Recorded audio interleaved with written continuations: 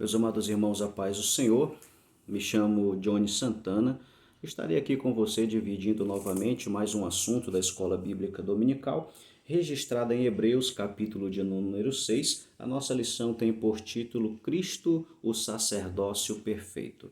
Meus irmãos, é objetivo do livro de Hebreus sempre comparar a suficiência do ministério de Cristo em comparação às necessidades e às deficiências do antigo pacto. Então, hoje estaremos tratando sobre essa suficiência do sacerdócio de Cristo e a insuficiência do sacerdote do Antigo Testamento. Primeiramente, para a nossa ciência, vamos fazer uma distinção entre cargos de sacerdote para que nós possamos saber que havia dois tipos de sacerdote, ou duas classes de sacerdote no Antigo Testamento. Primeiro, era o sacerdote, como nós mais os conhecemos, mas também havia o papel do sumo sacerdote, que era aquele personagem que se tornava o líder, né? Se tornava o sacerdote principal e que liderava todos os demais sacerdotes no Antigo Testamento. Só havia um sacerdote por vez, ele só era substituído na sua morte, e por muitas passagens da Bíblia, ele é chamado de o sumo sacerdote ou sacerdote ungido, o grande sacerdote, são variações de nome que a Bíblia Sagrada nos traz. E entre os sumos sacerdotes que a Bíblia nos apresenta, nós temos Arão como o primeiro sumo sacerdote da Bíblia Sagrada.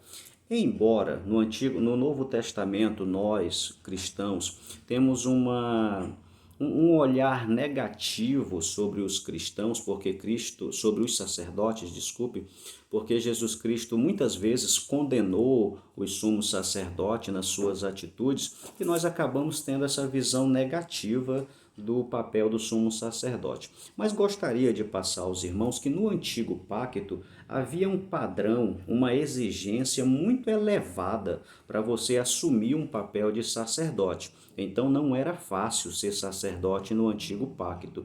Não era fácil por motivos religiosos, por motivos pessoais e até mesmo por motivos físicos. Na carta de Levítico, no livro de Levítico, capítulo 21, a partir do verso 17 até o verso de número 21, você pode ali notar que havia até mesmo exigências físicas para que o sacerdote pudesse, para que aquele cidadão pudesse exercer a atividade do sacerdócio. Ele não podia ser baixo demais, não poderia ter o nariz achatado, não poderia ter dificuldade na sua visão, não poderia ter a mão ou os pés demasiadamente grandes, nem sarnas, não podia ter manchas no seu rosto. Então havia até mesmo exigências físicas, o que dificultava, né, muito para que algumas pessoas que nasceram com problemas físicos estavam sentenciados a nunca serem um sacerdote ou exercerem atividade de sacerdote ou apresentar o sacrifício dentro do templo. Então, meus irmãos, não era fácil ser sacerdote. Havia uma exigência moral muito grande no meio da sociedade. O sacerdote precisava, na sua vida particular, refletir a santidade da sua chamada. Então ele precisava ter uma moral ilibada, precisava ser exemplo no meio da sociedade, não ter nada do que se envergonhar no meio da sociedade para poder exercer com fidelidade e com dignidade o seu serviço sacerdotal. Daí nós já tiramos uma lição muito importante, que todos nós que somos chamados por Deus temos por obrigação de demonstrar ao mundo, na nossa vida pessoal, na nossa vida particular, nos nossos contratos de trabalho, se eu sou empresário, com quem eu vou estar fazendo os meus relacionamentos contratuais, tudo isso deve refletir a minha santidade. Engana-se quem pensa que minha vida cristã está restrita ao meu cargo dentro da igreja, mas fora eu tenho uma vida particular e posso fazer dela o que eu bem entender. Meu irmão, se você é igreja dentro do templo e fora do templo. E as suas escolhas, as suas atitudes devem refletir a santidade da sua chamada como sacerdote real, o qual Jesus Cristo nos nomeou para ser aqui na terra. Meus amados, na prática, embora houvesse uma grande exigência e fosse difícil se tornar sacerdote, exigia-se muito daqueles que assumiram a função de sacerdote, mas na prática eles por muitas vezes foram condenados por profetas, foram condenados pelos reis, a própria Bíblia demonstra vários sacerdotes com seus vários defeitos. Então na prática, o sacerdócio do Antigo Testamento não conseguiu cumprir o padrão de Deus, porque o padrão de santidade era um padrão muito elevado. Podemos citar, por exemplo, o caso do sacerdote Eli, que não exercia com maestria, né, em todos os âmbitos da sua vida. Ele não conseguiu demonstrar essa santidade, esse zelo na sua vida ministerial. No livro de Malaquias, no capítulo 3, também nos traz ali uma repreensão do profeta, uma repreensão muito grande a todos os sacerdotes que estavam pecando contra Deus. E na época de Cristo, para você ver como a situação já estava tão degradante, que quando Jesus estava aqui, Jesus já combatia os sacerdotes que, por causa das suas escolhas na sua vida ministerial, acabaram se afastando do que era a vontade de Deus para os seus ministérios. Nós chegamos ao ponto, na época de Cristo, eu não sei se você já percebeu, que havia dois sumos sacerdotes. A Bíblia chama o sumo sacerdote Caifás e também chama o sumo sacerdote Anás.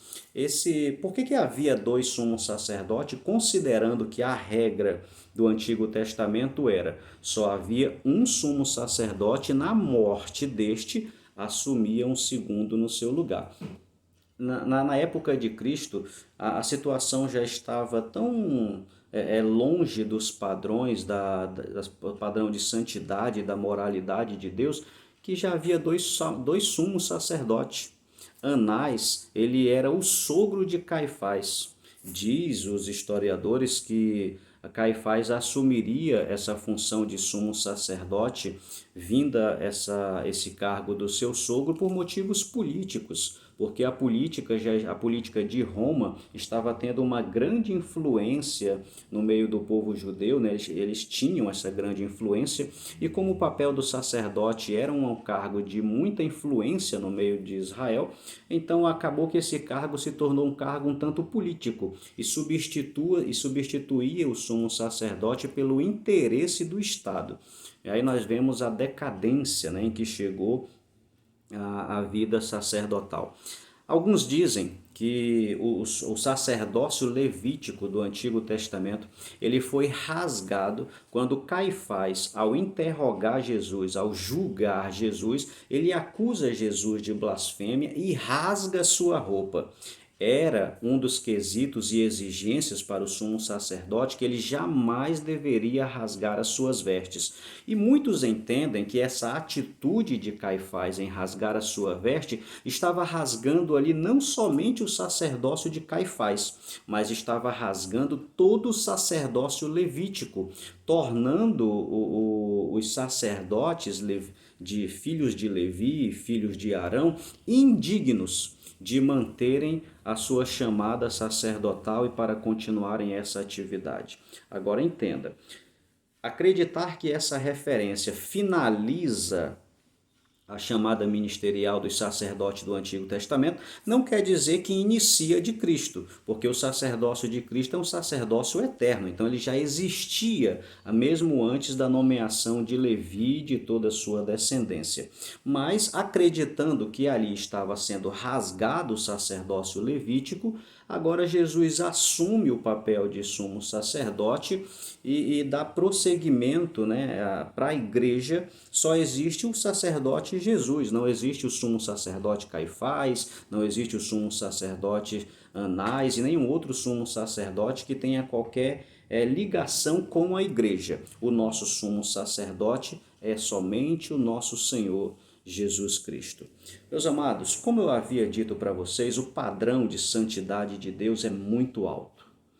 As exigências de Deus para a santidade no culto levítico não era apenas para o sacerdote, mas também para o sacrifício. O sacerdote precisava ser santo, o sacrifício precisava ser santo, toda a liturgia precisava ser santa, não era um padrão fácil de ser atingido. Por causa disso, nós temos em Cristo nosso sacerdote perfeito, porque ele cumpriu todo o alto padrão de Deus e toda a sua exigência que um sumo sacerdote deveria ter. Além de cumprir o padrão de sumo sacerdote, ele também cumpriu o papel de vítima, ele também cumpriu o papel de sacrifício. Jesus, ele foi o sacrifício perfeito e foi também o sacerdote perfeito. Meus amados, o sacerdote, o sacrifício, ele sempre era no Antigo Testamento de animais. Mas o sacrifício de Cristo foi um sacrifício do seu próprio corpo. Ele não sacrificou um animal, ele auto se sacrificou. Aí me vem uma pergunta que eu gostaria de dividir essa pergunta com você. Se Deus nunca aceitou sacrifício humano, então por que que Deus aceitou o sacrifício de Cristo? Não é interessante nós pensarmos nisso? Deus nunca aceitou, Deus nunca concordou com sacrifícios de seres humanos. Então por que que Deus aceitaria o sacrifício de Cristo? Eu tenho uma resposta para lhe dar. Sabe por que que Deus aceita o sacrifício de Cristo? Porque foi o próprio Deus quem ofertou o seu filho como sacrifício.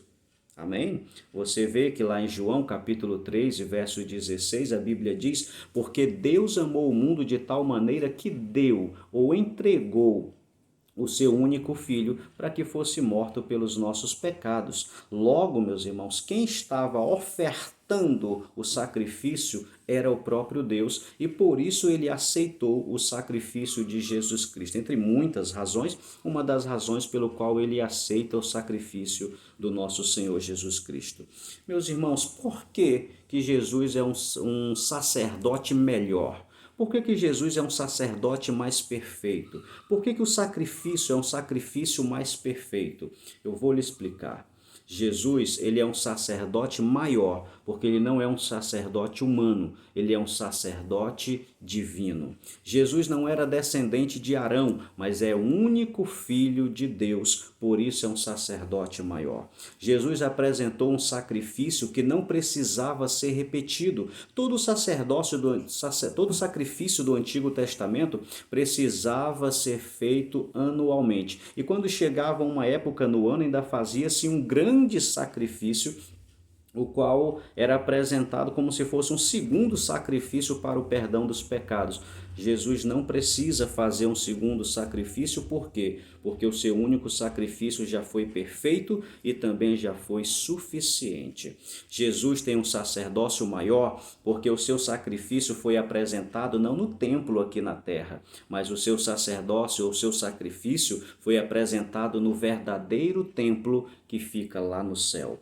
O sacerdócio de Cristo também é mais perfeito porque ele apresentou o seu sacrifício não perante a arca da aliança que ficava dentro do tabernáculo, não. Ele apresentou o seu sacrifício ante a face de Deus, face a face, ele apresentou o seu sacrifício. Jesus não entrou no santuário terrestre, Jesus entrou no santuário celeste para apresentar o seu sacrifício.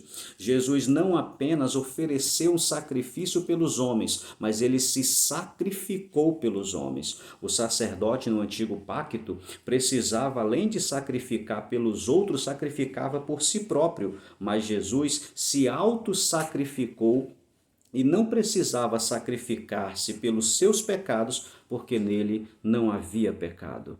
Todo sacerdote do Antigo Testamento fazia o seu sacrifício como uma sombra, como um modelo, na busca de algo mais perfeito no futuro. E esse mais perfeito do futuro foi o sacrifício do nosso Senhor Jesus Cristo, que cumpriu todas as exigências de Deus para o sacrifício. Meus irmãos, no Antigo Testamento morria muitos animais. Então o sacrifício de Jesus liberou até os animais da sua morte. Só para você ter uma ideia, no sacrifício, na inauguração do Templo de Salomão, A Bíblia fala que morreu mais de 140 mil animais só para fazer o sacrifício de consagração do templo. Então você imagina aí na história de todo o povo de Israel do Antigo Testamento, quantos animais não morreram?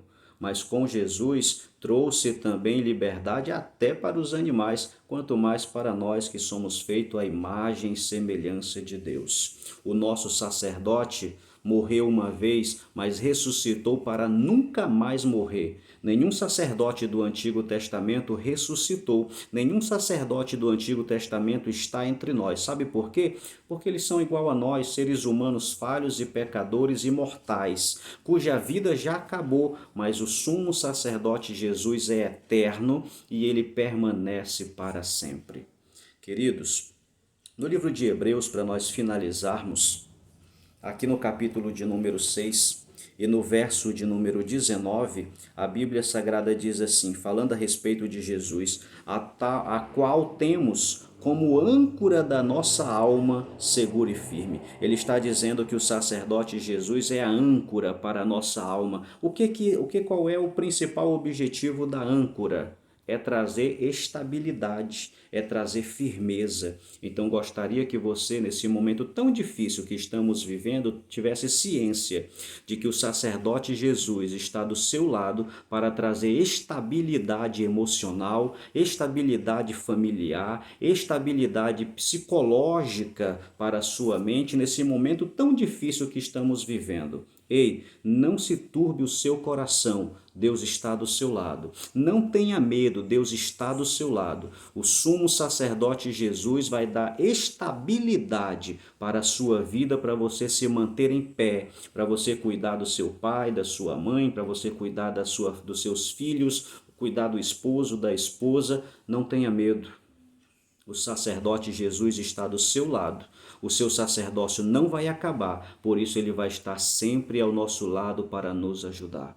Que Deus em Cristo lhe abençoe, fique com esta aula e que no nome de Jesus a sua casa seja abençoada e a sua família seja abençoada. Meu querido, nós estamos iniciando um novo projeto na nossa vida, que é exatamente gravar esses vídeos para que possa chegar até a sua casa, nos trazendo ou uma lição da Escola Bíblica Dominical ou uma palavra dentro de todo o texto sagrado, mas eu gostaria de ter o seu apoio para manter esse nosso projeto. Então, se você gostou da palavra, se você quiser continuar nos ouvindo, se inscreva no nosso canal, dê um like aí para nós, o joinha, né? Clique lá e nos ajude para que possamos estar continuando nesse trabalho que iniciamos nesse momento. Que Deus em Cristo abençoe você e sua família, em nome de Jesus, e até a nossa próxima aula. Muito obrigado. A paz do Senhor a todos vocês.